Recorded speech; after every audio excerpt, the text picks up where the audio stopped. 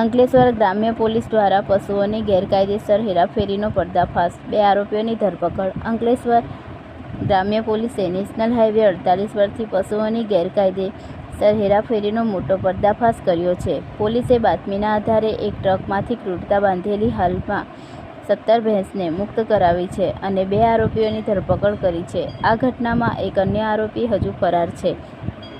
મળતી માહિતી મુજબ અંકલેશ્વરના રહેવાસી સચિન ઉપાધ્યાયે પોલીસને પશુઓની ગેરકાયદેસર હેરાફેરી અંગે ચોક્કસ બાતમી આપી હતી.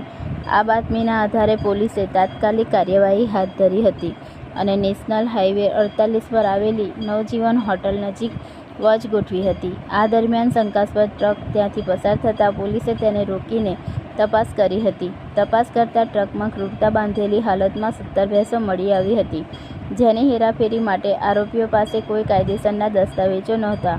પોલીસે ઘટના સ્થળેથી ભરૂચના કહાનવા ગામના એઝાન હુસેન યાકુબ ધારિયા અને વડોદરાના વલણ ગામના શકીલ યાકુબ ભગવતની ધરપકડ કરી છે. આ કેસમાં સંડોવાયેલો એક અન્ય આરોપી હજુ ફરાર છે, જેને પકડવા માટે પોલીસે ચક્રો ગતિમાન કર્યા છે અને તેને વોન્ટેડ જાહેર કર્યા છે.